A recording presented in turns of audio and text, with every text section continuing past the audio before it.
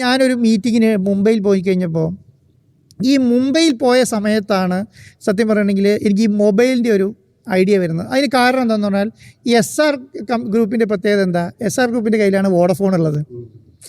മനസ്സിലായോ? വോഡഫോൺ അവരുടെ കയ്യിലാണ്. വോഡഫോണിൻ്റെ ഫെസിലിറ്റി അവരാണ് യൂസ് ചെയ്യുന്നത്. അപ്പം ഞാൻ ആ സമയത്ത് എനിക്ക് തോന്നുന്നു ഈ AW ഉള്ള സമയത്ത് തന്നെ ഞാൻ റിപ്പോർട്ടറിൽ ഇൻവെസ്റ്ററാണ്.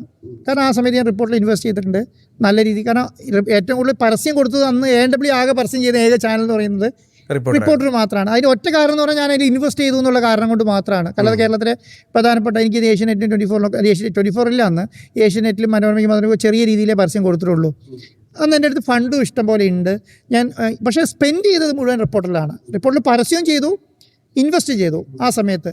പിന്നെ അതങ്ങനെ പോകുന്നുണ്ട് ഒരു സമയത്ത്. അപ്പം ഞാൻ ഈ ഏഷ്യൻ മോട്ടോഴ്സ് ക്ലോസ് ചെയ്തപ്പോൾ ഇനി എന്ത് ചെയ്യും എന്നുള്ളതാണ് എൻ്റെ മുന്നിലുള്ളൊരു നെക്സ്റ്റ് സ്റ്റെപ്പ് എന്ന് പറയുന്നത്. അപ്പോൾ ഞാൻ എന്നെ സംബന്ധിച്ചിടത്തോളം ഞാൻ വലിയ രീതിയിൽ ലോകം കണ്ടിട്ടുണ്ട്. കാരണം ഒരു 4 വർഷം കൊണ്ടാണെങ്കിൽ കൂടെ വലിയ രീതിയിൽ ലോകം കണ്ടിട്ടുണ്ട്. ഞാൻ വലിയ ആൾക്കാരോട് ഡിസ്കസ് ചെയ്യുന്നുണ്ട്, വലിയ ആൾക്കാരോട് ചർച്ച ചെയ്യുന്നുണ്ട്. ഞാൻ വേറെ ലെവലിലേക്ക് മാറിയിട്ടുണ്ട്. അങ്ങനെയാണ് ഞാൻ ഈ അനിരുദ്ധ് പൂവാൽക്കനെ ഇതിൻ്റെ ഈ ക്ലോസിങ്ങുമായി ബന്ധപ്പെട്ട് പോയി കാണുന്ന സമയത്ത് അദ്ദേഹത്തോട് ഞാൻ ചോദിക്കുന്നത് എന്താ നെക്സ്റ്റ്. കാരണം എൻ്റെ മുന്നിലുള്ള ഒരു വലിയ ആളെന്ന് പറയുന്നത് അയാളാണ്.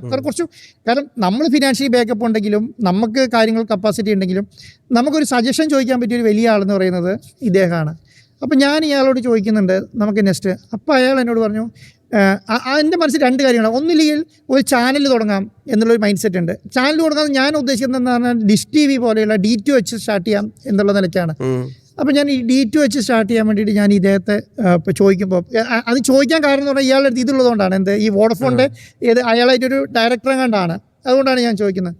അപ്പോൾ എന്നോട് അയാൾ പറഞ്ഞു പിന്നെ ഡിഷ് TVക്കൊന്നും ഇനി സ്കോപ്പ് ഉണ്ടെന്ന് തോന്നുന്നില്ല. കാരണം ഈ സാറ്റലൈറ്റ് ഒക്കെ വന്നു കഴിഞ്ഞാൽ, കാരണം എനിക്ക് 10 വർഷം മുന്നേ ആണെങ്കിൽ ഇന്നും ഡിഷ് TVക്കൊന്നും സംഭവിച്ചിട്ടില്ല, പക്ഷേ പിന്നെ D2Hകൾക്കൊന്നും സംഭവിച്ചിട്ടില്ല. പക്ഷേ ഇന്നും അപ്പോൾ എന്നോട് പറഞ്ഞു ഈ സാറ്റലൈറ്റുകളൊക്കെ വന്നു കഴിഞ്ഞാൽ എന്ത് സംഭവിക്കും, ചിലപ്പോൾ അതിന് സ്കോപ്പ് ഉണ്ടാവില്ല.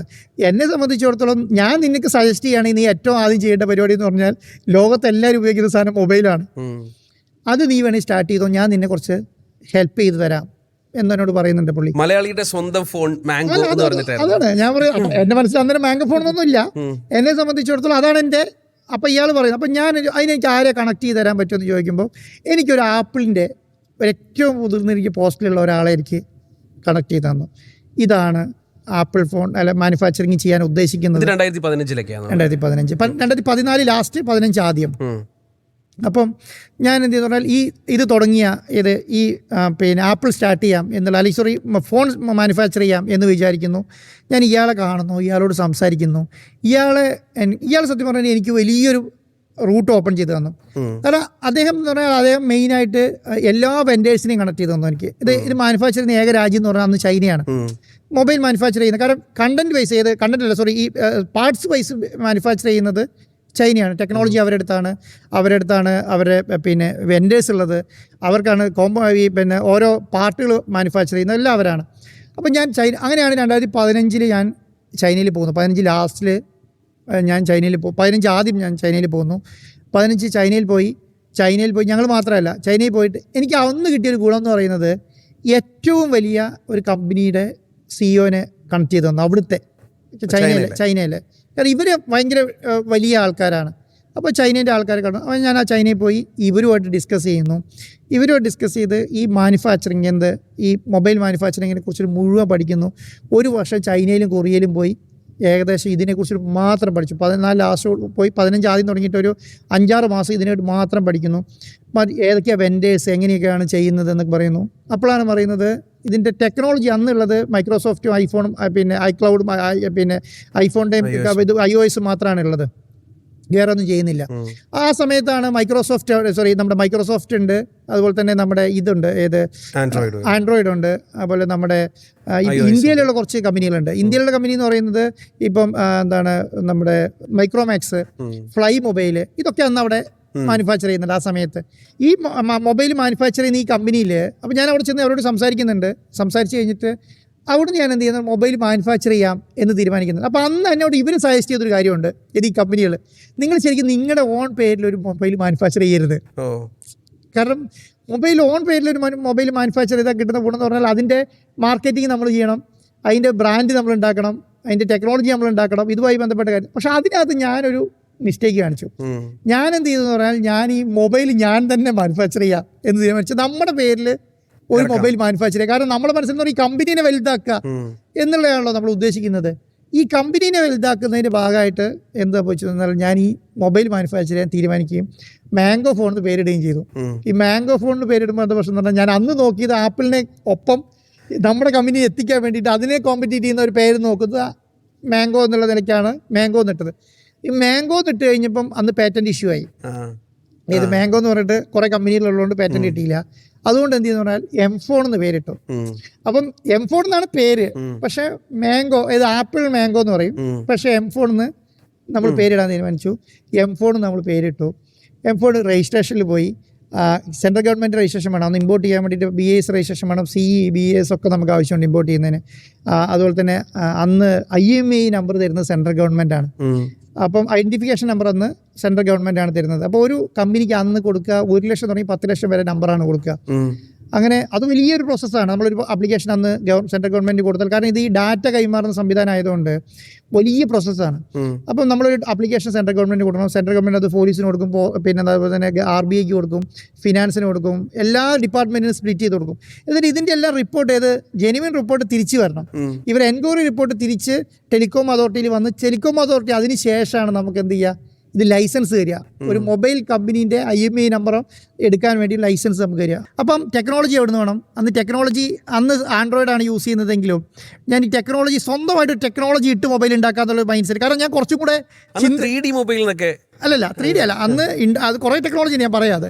ഞാനെന്താ പറഞ്ഞാൽ അന്ന് മൊബൈൽ മാനുഫാക്ചർ ചെയ്യാൻ ഉദ്ദേശിക്കുന്നത് പിന്നെ പറയുന്നത് ഞാൻ എൻ്റെ മനസ്സിൽ അപ്പോൾ iPhone മാത്രമേ ഉള്ളൂ. വേറെ താഴേക്കുള്ള മൈക്രോമാക്സ് ഇല്ല, ഫ്ലൈ ഇല്ല, ഒരു മൊബൈലും ഇല്ല. അപ്പോൾ അതിന് നമ്മുടേതായ സ്വന്തം ഒരു ഓപ്പറേറ്റിംഗ് സിസ്റ്റം വേണം. ഓപ്പറേറ്റിംഗ് സിസ്റ്റം അന്ന് കൊറിയയിൽ മാത്രമാണ് ഉള്ളത്.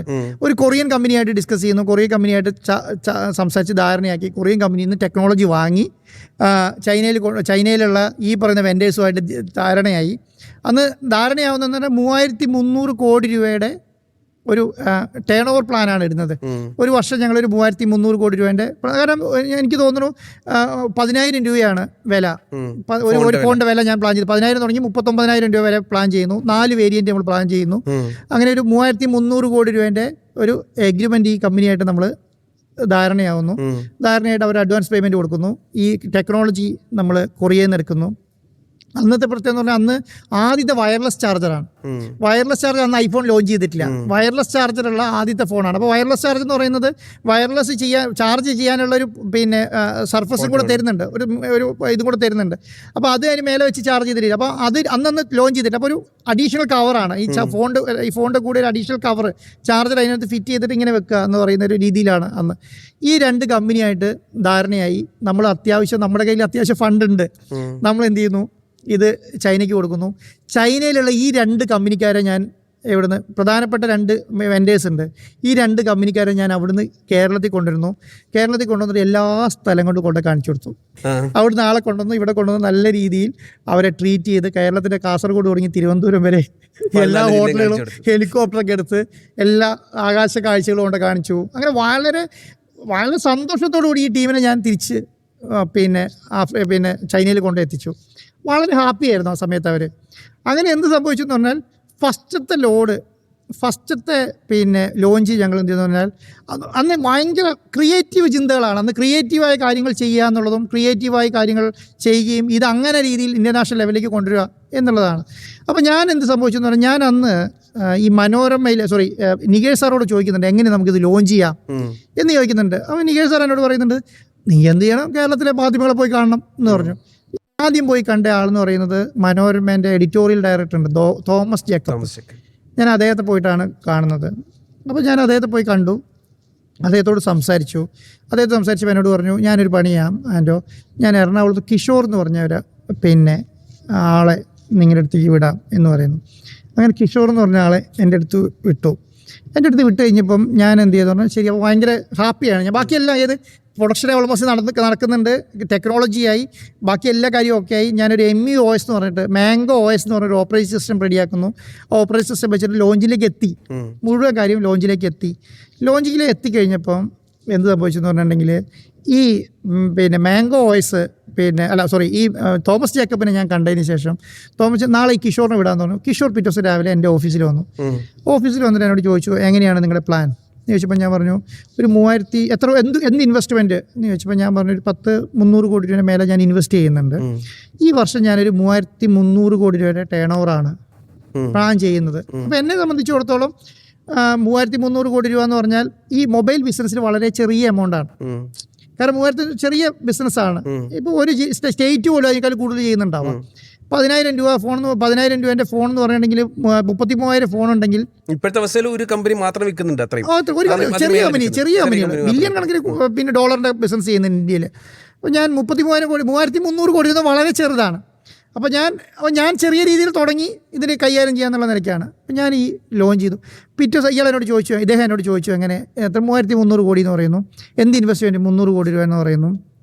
അപ്പോൾ എന്താ പേര്? ആപ്പിളാണ്, അല്ല സോറി മാംഗോ ആണെന്ന് പറയുന്നു. നിങ്ങൾ ആരൊക്കെയാണ്? ഞങ്ങൾ ആരൊക്കെയാണ് ഇതിൻ്റെ പ്രൊമോട്ടേഴ്സ്? ഞാൻ റോജി അസ്റ്റിൻ, ആൻഡോ അസ്റ്റിൻ, ജോസൂട്ടി അസ്റ്റിൻ, 3 പേരുടെ പേര് പറയുന്നു. വേറെ ആരെങ്കിലും ഇൻവെസ്റ്റർ ഉണ്ടോ? വേറെ ആരും ഇൻവെസ്റ്റർ ഇല്ല. അപ്പോൾ എല്ലാ കാര്യങ്ങളും എന്നോട് ചോദിച്ചു മനസ്സിലാക്കി. എന്തൊക്കെയാണ് പ്രൊഡക്റ്റ്? 4 പ്രൊഡക്റ്റാണ്. പിന്നെ ഏതൊക്കെയാണ്? M-Phone 7, 6, 7, 8, പിന്നെ ഒരു 7S എന്ന് പറഞ്ഞിട്ട് അന്നത്തെ ഒരു iPhone 7 ഉണ്ട്. iPhone 7ൻ്റെ പകരം ഞാൻ 7S എന്ന് പറഞ്ഞാൽ അത് സെയിം ലുക്ക് iPhone 7നോട് കോമ്പറ്റീറ്റ് ചെയ്യുന്ന ഒരു പ്രൊഡക്റ്റാണ്. അപ്പോൾ അതിനൊരു 7S എന്നിട്ട് അങ്ങനെ 3 പേരിടുന്നു. 8 എന്ന് പറഞ്ഞ ഫോണിൽ നമുക്ക് വയർലെസ് ചാർജർ അടക്കമുണ്ട് എന്നുള്ള നിലയ്ക്കുള്ള കാര്യങ്ങളെല്ലാം പറയുന്നു. എന്തായാലും അപ്പോൾ നിങ്ങൾ എവിടുത്തുകാരാ? ഞങ്ങൾ വയനാട്ടുകാരാണ് എന്ന് പറയും. പിറ്റേ ദിവസം രാവിലെ മനോരമയുടെ ബിസിനസ് പേജിലെ വാർത്ത എന്ന് പറയുന്നത് ആപ്പിളിനെ വെല്ലാൻ മാംഗോയുമായി മലയാളികൾ. ഇതാണ്. അവിടെയാണ് സത്യം പറഞ്ഞാൽ ഞാൻ അറിയപ്പെടുന്നത്. അതുവരെ എന്നെ ഒരു മനുഷ്യനറിയില്ല, എന്നെ കുറിച്ചൊരു മനുഷ്യനെ കുറിച്ച് ധാരണയില്ല, ഒന്നുമില്ല. ആപ്പിളിന് വെല്ലാൻ മാംഗോയുമായി മലയാളികൾ എന്ന് പറഞ്ഞിട്ട് ബിസിനസ് പേജ് വലിയൊരു വാർത്ത വന്നു. നെക്സ്റ്റ് ഡേ എന്നെ ഇതേപോലെ തന്നെ മാതൃഭൂമിൻ്റെ ഒരു റോഷൻ എന്ന് പറഞ്ഞൊരു പയ്യനാന്ന് തോന്നുന്നുണ്ട്, എന്നെ ഇങ്ങോട്ട് വിളിക്കുകയാണ് ചെയ്തത്. മനോരമയുടെ വാർത്ത കണ്ടിട്ട് ഇങ്ങോട്ട് വിളിക്കുന്നു, ഇതെന്താ പരിപാടി എന്ന് ചോദിച്ചു. ഞാൻ പറഞ്ഞു വന്നോളൂ എന്ന് പറഞ്ഞു. ഞാനിങ്ങനെ ഓഫീസിൽ വന്നു. ഇതുപോലെ തന്നെ മലയാളികളുടെ സ്വന്തം M-Phone എന്ന് പറഞ്ഞിട്ട് മാതൃഭൂമിൻ്റെ വലിയൊരു ഫീച്ചർ വന്നു. ആദ്യമായിട്ട് നമ്മൾ രംഗത്തേക്ക് വരുന്നതാണ്. പിന്നെ അങ്ങോട്ട് നടക്കുന്നത് എന്താണെന്നറിയോ? പിന്നെ കേരളത്തിലെ മാധ്യമങ്ങളുടെ അവസ്ഥ അറിയാലോ. പിന്നെ ആപ്പിളിനെല്ലാം മാംഗോ എന്ന് പറഞ്ഞിട്ട് ഇത് വലിയ കമ്പനിയാണ്, അതാണ്. അപ്പോൾ ആൾക്കാർ ഇത് ഇത്രയും വലിയ കമ്പനീൻ്റെ ഓണർ ആരാ എന്ന് അന്വേഷിച്ചിറങ്ങാൻ തുടങ്ങി. കാരണം മലയാളിയുടെ ഒരു പൊതു സ്വഭാവം പുറത്തേക്ക് വന്നു. വയനാട്ടിൽ വന്നിട്ട് മുഴുവൻ അന്വേഷണമായി. വയനാട്ടിൽ ഇത്രയും വലിയ അപ്പോൾ പിന്നെ അതെന്താ ചർച്ച പോകുന്ന പറയും. ഞാൻ എന്താ പറഞ്ഞത്, ഞാൻ 3,300 കോടി രൂപയുടെ ടേൺ ഓവർ നടത്തുന്നു, 300 കോടി രൂപ ഇൻവെസ്റ്റ്മെൻ്റ് ഉള്ള കമ്പനിയാണ് ഞാൻ പറഞ്ഞത്. പിന്നെ അത് ചർച്ച പോയത് 3,500 കോടി രൂപ മുതൽ മുടക്കിൽ. 3,500 കോടി രൂപ മുതൽ മുടക്കിൽ. പക്ഷെ മനോരമ എഴുതിയതും അങ്ങനെ തന്നെയാണ്. 3,500 കോടി മുതൽ മുടക്കിൽ എന്ന് പറഞ്ഞിട്ടാണ് എഴുതിയത്. പക്ഷെ ഞാൻ പറഞ്ഞത് അങ്ങനെയല്ല. ഞാൻ പറഞ്ഞത് 3,500 കോടി രൂപയുടെ 300 3,500 എനിക്ക് ഡൗട്ട് ഉണ്ട്.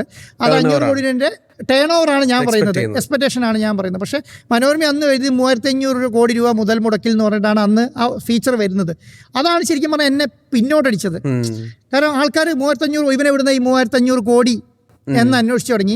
ഞാൻ പറയുന്ന കാര്യങ്ങൾ മുഴുവൻ ശരിയാണ് താനും. എന്ത് മൊബൈൽ ഉണ്ടാക്കുന്നുണ്ട്, ലോഞ്ച് ഉണ്ട്, കാര്യങ്ങളുണ്ട് ഒക്കെ വെച്ചിട്ട് ഞാൻ ഈ പറഞ്ഞ ലോഞ്ചിലേക്ക് ഇറങ്ങിയിട്ട് എന്ത് സംഭവിച്ചു എന്ന് പറഞ്ഞാൽ ഈ 2016 ഫെബ്രുവരി മാസം 29-ാം തീയതി 29 ഒരു പ്രത്യേകത, 4 വർഷം കൂടുമ്പോൾ 29 ഉണ്ടാവുള്ളൂ, ബാക്കി 28 എല്ലാ മാസം ഫെബ്രുവരി ഉള്ളൂ. 29-ാം തീയതി ഞാൻ ലോഞ്ചിങ് വെച്ചു.